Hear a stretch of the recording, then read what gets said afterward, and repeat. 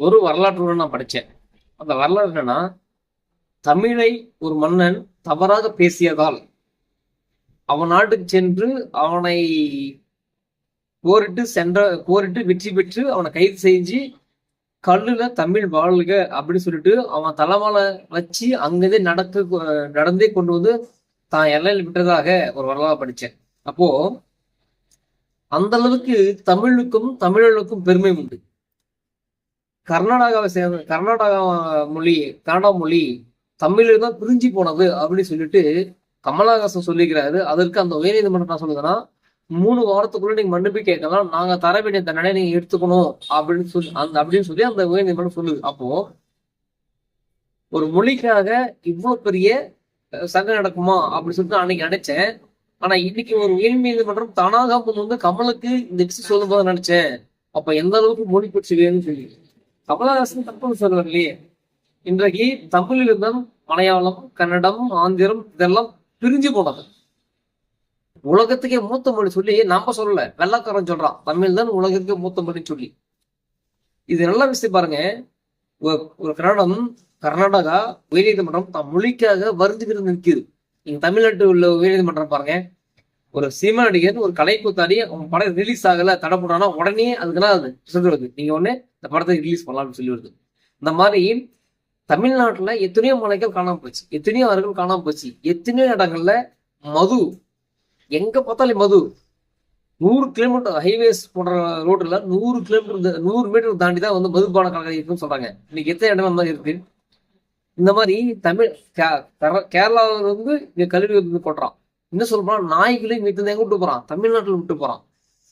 காவிரியில் தண்ணி வரல, அது இல்லாம கழிவுகள் அனுப்புறான். அப்போ இந்த உயர்நீதிமன்றம், தமிழ்நாட்டில் உயர்நீதிமன்றம் அதற்கான தானாக முன் வந்து ஏதாவது சொல்லுமா அப்படின்னு ஒரு கேள்விக்குறி மட்டும்தான். அப்போ தமிழர் புரிந்து கொள்ள வேண்டும். இங்க தமிழன் ஆண்டால் தமிழனுக்கான விடிவுகளை கிடைக்கும். நான் இன்னொரு விஷயம் சொல்றேன். தமிழ்நாடு அரசாங்க பஸ் இதுக்கு முன்னாடி தமிழ்நாடு அரசு விரைவு பேருந்து இருந்துச்சு. இன்னைக்கு என்ன இருக்கு, அரசு விரைவு பேருந்து கலகணும் இருக்கு. ஆனா இதுல விடுங்க, ஸ்கூல் பஸ்ல என்னதான் எழுதி வச்சிருக்காங்க, திருக்குறளை எழுதி அதுக்கு விளக்கம் பாத்தீங்கன்னா கருணாநிதியின் விளக்கம் போட்டு வச்சிருக்கான். அடா பாருங்களா. ஒரு காலத்துல வள்ளுவரை வந்து ஒயிட் கலரை மாத்தி புட்டு எடுத்து தூள் எடுத்து அதெல்லாம் பண்ணாங்க. அவன் மதம் இல்லைன்னு சொன்னாங்க. அதுக்கப்புறம் திருக்குறளை காட்டி இந்த இதுல இருந்து இந்து மதம் பேசியிருக்கேன் அப்படின்னு சொன்னாங்க. அப்போ திருக்குறள் புதுமட அப்படின்னு சொன்னாங்க.